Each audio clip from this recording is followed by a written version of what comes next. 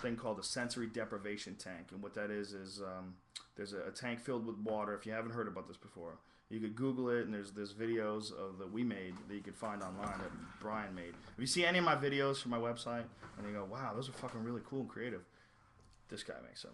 That's Brian Reichel. He's a fucking video genius, bitches. Recognize. And we made a really cool one up that explains the isolation tank. But what it is a tank of water that has 800 pounds of salt in it, and the water is heated to the same temperature as your skin. And the salt makes you very buoyant, so you lie in the water and you float. And the fact that the water is heated to the same temperature as your skin, you don't feel it. So you're floating in this water. You don't really feel the water anymore because the water and the air and everything, it all feels like one thing. It feels like you're weightless and you're flying through space. And when you close the door in this thing, you're in total darkness, you're in total silence, your ears are underwater, you don't hear anything. And in the absence of any sensory input, you don't hear anything, you don't feel anything, you don't see anything. In the absence of all that, your mind has no distractions, and your brain becomes supercharged, and you start having vivid hallucinations, and you start, like, it's really like a psychedelic experience. You really start, you start like really like researching like your thoughts and getting to the heart of who you are, separate from culture, separate from language, separate from your experiences. You get down to who you are, and then when you get to that, once you get past that is when the hallucinations start, because you kind of cease to exist as you define yourself as who you are by your job, the car you drive, the house you live in, the family you have, the friends you keep.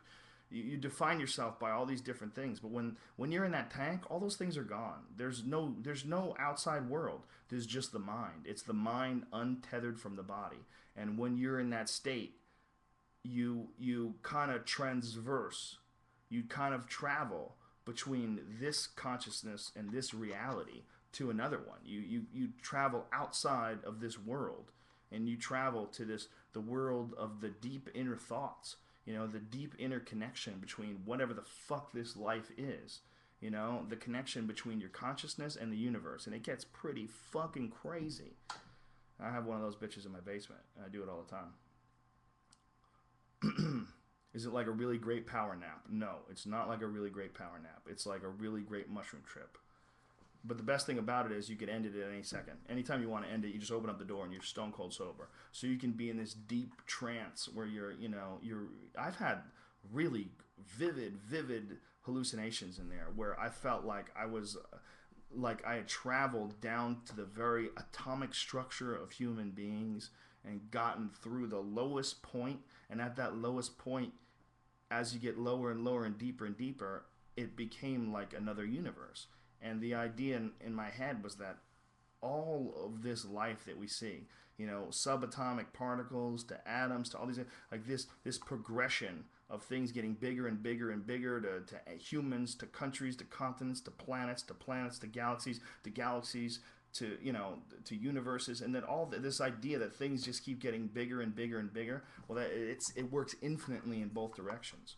And it was like I was taken on a trip through the whole experience, from subatomic to atomic to planets to flying through space to space being subatomic to this new atom that exists, and it's a part of new organisms that exist, that are part of a new ecosystem that exists, that's a part of a new planet, that's a part of a new galaxy, that's a part of a new universe, and it goes on and on and on. And I went through this whole thing like over and over again, like multiple times, and it was really fucking crazy. It was a very vivid and very realistic and very life changing.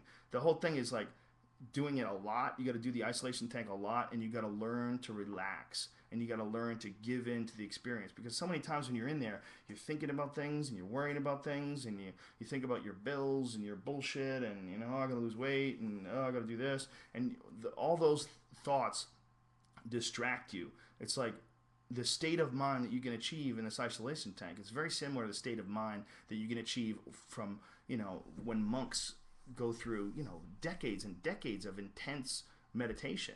Like they achieve the same type of state of mind, but you're achieving it like with no discipline. So it's hard to manage sometimes. But if you can learn to manage it, and if you learn to go in with the correct thought process and to approach it the right way, and maybe meditate before you go in and calm yourself and put yourself in a good state of mind, and know how to navigate the waters of these experiences, then you can get to the crazy part. The crazy part's hard to get to, but it's there.